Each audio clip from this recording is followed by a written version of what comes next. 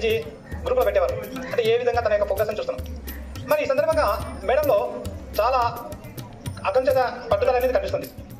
మామూలుగా ఎందుకంటే ఆ క్లాస్ డీల్ చేసింది పుల్లయ్య సార్ డీల్ చేసిన క్లాస్కి పోయిన తర్వాత మామూలుగా అయితే పిల్లలు వచ్చి చెప్తారు, బాగా చెప్పడం లేదు చెప్తా, పుల్లయ్య సార్ బాగా చెప్తారు ఖచ్చితంగా. కానీ ఆ ప్రస్తావన రాలేదంటే కొంతవరకు మేడం కవర్ చేసిందని చెప్పుకోవచ్చు. లెక్కలు బాగానే చెప్పిందనే విషయం మనకు అర్థమవుతుంది. సో మేడం ఏ విధంగా చెప్పినప్పటికీ కూడా ఆ యొక్క పనితనం మనకు కనిపిస్తున్నది. దాదాపుగా అనేక విషయాల్లో నేను చూస్తున్నాను, అనేక విషయాల్లో కూడా మేడం యొక్క పట్టుదల నాకు బాగా నచ్చింది. దాదాపు రంజాన్ ఉపవాసం చేసేటప్పుడు మేడము నేను ఒక మాట అడిగాను, మేడం అంటే వస్తానని చెప్పింది. దాదాపుగా ఉపవాసం చేస్తూనే తన యొక్క డ్యూటీని విజయవంతంగా ముగించదండి. ఆ సమయంలో నేను అనుకునేటువంటి చాలా హార్డ్ డ్యూటీ, ఎండాకాలం కదా, అటువంటి సమయంలో కూడా తన యొక్క విధిని అక్రమంగా నిర్వహించడం జరిగింది. విధి నిర్వహణలో ఎటువంటి పొరపాటు ఇంతవరకు జరగలేదు.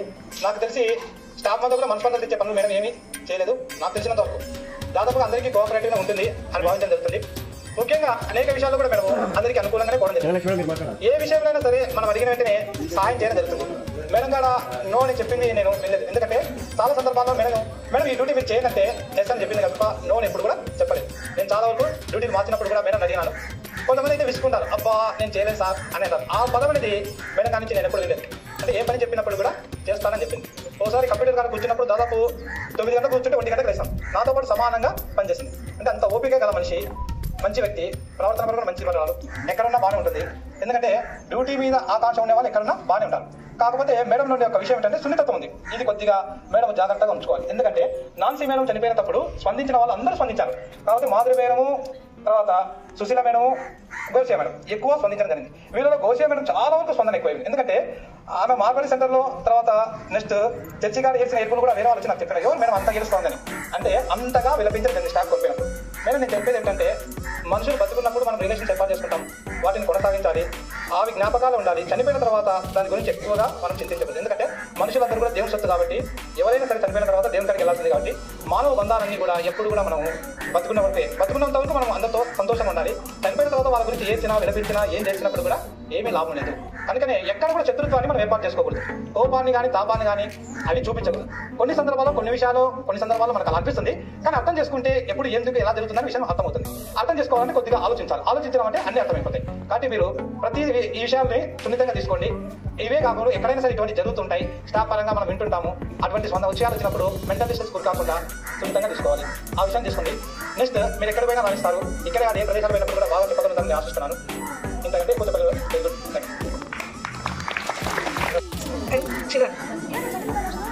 ఈరోజు మనకి మా గౌసియా మేడం గారు మన స్కూల్ నుంచి వీడుకొనిస్తున్నాం కాబట్టి ఈ సభ ఏర్పాటు చేశాము. మనందరూ తెలుసు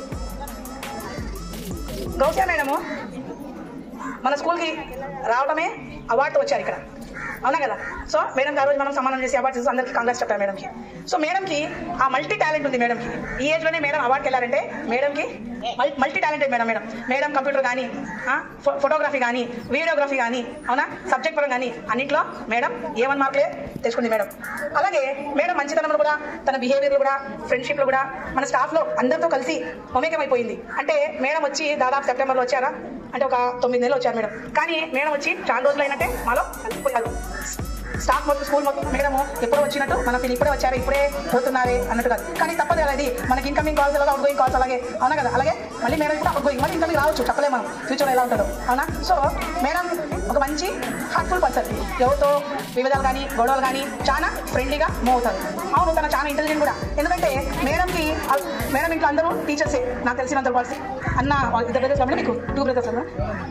మేడంకి తన బ్రదరు టీచరే, వాళ్ళ ఫాదర్ కూడా టీచరే. మేడం కూడా ఆ ఫీల్డ్లో చిన్నప్పుడు చూసారు కాబట్టి మేడంకి పిల్లలతో కూడా ఎట్లా సన్నిహితంగా ఉండాలో, ఎలా ఉండాలో మేడంకి కొద్దిగా ఎక్కువే అవగాహన ఉంది. ఇంకో మాట చెప్పాలంటే మేడం స్కూల్లో కూడా అందరితో బాగున్నారు. ఇక్కడ షేరింగ్ అండ్ కేరింగ్ అంటాం, షేరింగ్ అండ్ కేరింగ్ అని. ఇక్కడ చూడండి మేడంకి ఆయన థ్యాంక్స్ చెప్తున్నాను. సో మేడం మీ ఫ్యూచర్ లైఫ్ కానీ, మీ ఫ్యూచర్ మీ ఫ్యామిలీ కానీ అందరూ బాగుండాలా, అందరూ హ్యాపీగా ఉండాలా, ఆల్రెడీ నేను ప్రే చేస్తున్నాను. ఎందుకంటే you should have progress and happy life madam. Thank you. మన ప్రధాన ఉపాధ్యాయులు అలాగే సీనియర్ ఉపాధ్యాయురాలు శ్రీమతి రాజశ్రీ మేడం గారు, సన్మాన గ్రహీత శ్రీమతి గౌసియా బేగం మేడం గారు, తోటి ఉపాధ్యాయులు, చిరంజీవి విద్యార్థిని వాళ్ళను రిక్వెస్ట్ చేసుకుంటే తీసుకోసారని చెప్పారు. వెంటబడి ఆమె నా మాట విలువ ఇచ్చి వచ్చినందుకు ఆమెకు ప్రత్యేక ధన్యవాదాలు. అలాగనే ఈ పాఠశాలకు వచ్చి అందరి మన్ననలు పొందినందుకు ఆమెకు అభినందన తెలియజేస్తూ ఆమెకు మంచి ఆరోగ్యాలు దేవుడు ప్రసాది. సోదర ఉపాధ్యాయులు ప్రస్తుతం మనకు వీడ్కోలు సమావేశానికి ముఖ్యమైనటువంటి వ్యక్తి గౌసియా బేగం గారికి వీడ్కోలు సమావేశం సందర్భంగా అందరికీ కూడా పిల్లలందరికీ కూడా శుభాకాంక్షలు తెలుపుకుంటున్నాను. కాకపోతే మేడం రావడం వల్ల పాఠశాలకు చాలా మేలు ఉనగురింది. ఏం మేలయ్యా అంటే, ఒక టీచరు, అందులో కష్టపడే స్వభావం ఉండే టీచర్ రావడం అనేది పిల్లలకు తోటి ఉపాధ్యాయులకు ఎంతో మేలు చేసింది. ఆ మేడం గారు 4వ తరగతిలో నేను కొంచెం చిక్కుపడేవాడిని, అంటే వర్క్ బుక్లో చేయించడంలో చిక్కుపడేవాడిని. మేడం బాగా శ్రద్ధగా జాగ్రత్తగా అడ్వాన్స్గా చేయించింది. నాకు మేడం చూసి చాలా సంతోషమైంది. తర్వాత నాకు 9వ తరగతి మధ్యన గ్యాప్ ఉండేది, తరగతులు గ్యాప్ కంటిన్యూషన్ లేవు. మేడం రావడంతో నాకు అవకాశం వచ్చి 8, 9, 10 వరుస తరగతులు దొరకడంతో పిల్లలకు మధ్యన సబ్జెక్ట్ కనెక్షన్ అనేది ఏర్పాటు కావడానికి మేడం రావడం ఎంతో ఉపకరించింది. మేడము కష్టపడే స్వభావము, చురుకైన మనిషి, అంటే చురుకుగా వేగంగా తాను సంకల్పం చేసిన పనిని ఒక ప్రణాళికాబద్ధంగా చేసుకుంటూ పోతుంది.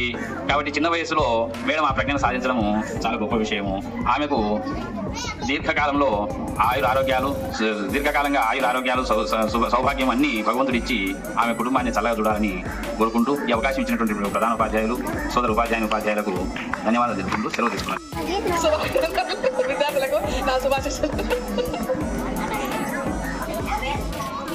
మీకు అందరికి ఎంతో ఇష్టమైన గౌసియా మేడం ఈరోజు మీతో పాటే ఈ స్కూల్ నుండి వేరే స్కూల్కి, అంటే ఇంతకుముందు తను పనిచేసిన స్కూల్కి వెళ్ళడం జరుగుతుంది. అంటే నేను ఎప్పుడు కూడా ఒక వీడ్కోలు సమావేశానికి, ఒక సంతాప సభలకు ఎప్పుడు నేను వెనకడుగులోనే ఉంటాను. కానీ ఈరోజు నేను మాట్లాడకపోతే అది నన్ను నేను క్షమించుకోలేనని ఈ వేదిక మీదకి రావాల్సింది వచ్చింది. మీరు అనుకున్నట్లు మేడము ఒక ఉత్తమ ఉపాధ్యాయురాలే కాదు, ఒక మంచి మిత్రురాలు. మేడము ఒక ఉత్తమ ఉపాధ్యాయురాలతో పాటు ఒక మంచి మిత్రురాలు. అన్ని రంగాలలో కూడా ముందంజలో ఉన్న, ఒక క్రియాశీలత ఉన్న ఒక మంచి వ్యక్తి. అంతేకాకుండా మేడం కూడా ఆధ్యాత్మికంగా ఎన్నో ఉన్నత శిఖరాలను చూసిన ఒక గొప్ప భక్తురాలు. తన జీవితంలో వృత్తికి ఎంత ప్రాధాన్యత ఉంటుందో అలాగే భగవంతుడి మీద కృతజ్ఞత కూడా అంతే ప్రాధాన్యత ఇస్తూ, ఎన్ని గంటలు మేడం ఖురాన్ చదువుతూ కూర్చుంటారో నాకు ఒక్కసారి ఫోన్ చేస్తే మేడం అందుబాటులో కూడా ఉండేవాళ్ళు కాదు. ఏమంటే నమాజ్లో ఖురాన్ చదువుకుంటూ, సజ్దా చేసుకుంటూ తన జీవితాన్ని భగవంతునికే, అంటే వృత్తి తర్వాత భగవంతునికే అంకితం చేసిన మంచి మనిషి. ఒక వ్యక్తి పలు రంగాలలో పనిచేస్తున్నప్పుడు, వివిధ వ్యక్తుల మధ్య కలిసి జీవిస్తున్నప్పుడు వివిధ పరిస్థితులతో అనుకూలంగా ప్రవర్తించాల్సింది వస్తుంది. అలాంటి ప్రవర్తనలో భాగంగానే కానీ ఆమె చాలా మంచి మనిషి. ఆ వ్యక్తితో కలిసి మీ జీవితాన్ని కొనసాగించడం కూడా మీకు నిజంగా వరమే. కానీ ఈరోజు మేడం వీడ్కోలు సభ అనేది మాకందరికి కూడా చాలా కష్టంగా ఉంది. కానీ అవన్నీ మేము కూడా లోపలే దాచుకొని అందరం అందంగా నవ్వుకుంటూ ఆరోగ్యంగా బయట కనబడుతున్నాము. మేడం, భగవంతుడు మీకు మంచి భవిష్యత్తుని ఇవ్వాలని, ఇంకా మీరు ఉన్నత శిఖరాలు అధిరోహించాలని మనస్ఫూర్తిగా కోరుకుంటూ ఈ అవకాశం ఇచ్చిన ప్రధాన ఉపాధ్యాయుల వారికి నా నమస్కారాలు. పిల్లలందరికీ నా ఆశీస్సులు. గౌసియా మేడం ఒక ఎంప్లాయ్ టీచర్, ఆల్రౌండర్ టీచర్. మేడంలో అన్ని విషయాలు, అన్ని కోణాల్లో, ఏ రంగంలో అయినా మేడం చాలా ముందంజలో ఉంటారు. అందుకే ఆల్రౌండ్ డెవలప్మెంట్ టీచర్ అనొచ్చు. సో అలాగే చూడడానికి అలా కనపడుతుంది కానీ చాలా టాలెంటెడ్. సో ఫిజికల్ సైన్స్ టీచర్కి ఉండవలసిన లక్షణాలన్నీ మేడంలో ఉన్నాయి. అలాగే చాలా పిల్లలతో కూడా బాగా మంచిగా చూసుకుంటుంది. ఒక తల్లిలాగా ప్రేమిస్తుంది. మా పాప గుర్తొస్తుంటుంది, మా పాప ఇలాగే ఉంటుంది అని కొంతమంది పిల్లల్ని తన సొంత కూతురులాగానే భావిస్తుంది మేడం, ఎవరినైనా సరే. సో అలాగే మా సబ్జెక్ట్కి వచ్చి మాకు సహాయ సహకారాలు అందించినందుకు మేడం గారికి మేము ఎప్పటికీ రుణపడి ఉంటాం. అలాగే సో మేడం ఇలాగే ఇంకా అన్ని రంగాల్లో ముందుకెళ్లాలని కోరుకుంటున్నాను. స్టేట్ అవార్డుకి కూడా ఆమె ఎలిజిబుల్ అవుతుంది. రాష్ట్ర అవార్డుకి ఎట్టిగా తీసుకోవాలని మనసా వాచా త్రికరణ శుద్ధిగా కోరుకుంటున్నాను. ఈ అవకాశం కల్పించిన పెద్దలందరికీ నా నమస్కారం, ధన్యవాదాలు. మరియు తోటి ఉపాధ్యాయులకు, ఇక్కడ ఆసీనులైన విద్యార్థులకు అందరికీ కూడా శుభాభివందనాలు. ముఖ్యంగా మనం ఇక్కడ సమావేశమైన విషయం సారంతా కూడా కులాంశంగా చర్చించడం జరిగింది. మీకు అందరికీ వివరించారు. ఎందుకు సమావేశమైనా ఇక్కడ గౌసియా మేడం గారి వీడ్కోలు సమావేశం. వీడ్కోలు అంటే ఇక్కడికి డెప్యుటేషన్ పై ఆమె వచ్చినారు. తర్వాత రేపు లాస్ట్ రోజు కాబట్టి మళ్ళీ అక్కడికే వెళ్ళి ఆ పాఠశాలలో తిరిగి చేరాలి. అందుకోసమై ఆమె అక్కడికి వెళ్తున్నారు. మరి ఈ సంవత్సర 10 నెలల కాలంలో ఆమె చేసిన సేవలకు గాను మనం ఆమెకి ఎంతో రుణపడి ఉన్నాం. ఆమె వృత్తిపరంగా, ప్రవృత్తి పరంగా రెండు కూడా సక్సెస్ఫుల్గా సాధించిందని అనుకుంటున్నాం. మీరు కూడా విద్యార్థులు ఆమె యొక్క అనుభవాలను, మీరు పిల్లలతో మమేకమై ఆమె మిమ్మల్ని ఎంత బాగా చూసుకున్నారో ఒకసారి గుర్తుకు తెచ్చుకోండి. అలాగే ఒక టీచర్ ఇలా ఉండాలి.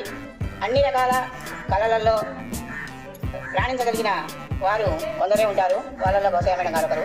మరి ఆమెకు అన్ని రకాలుగా సంతోషాలు కలగాలని, కుటుంబపరంగా, వ్యక్తిగతంగా పేపర్ కూడా చూపించేది కాదు, మీరు పాస్ కావాలి 20 మార్క్స్ తెచ్చుకోవాలి అని చెప్పేది మేడం. బాగా చెప్పేది క్లాసు.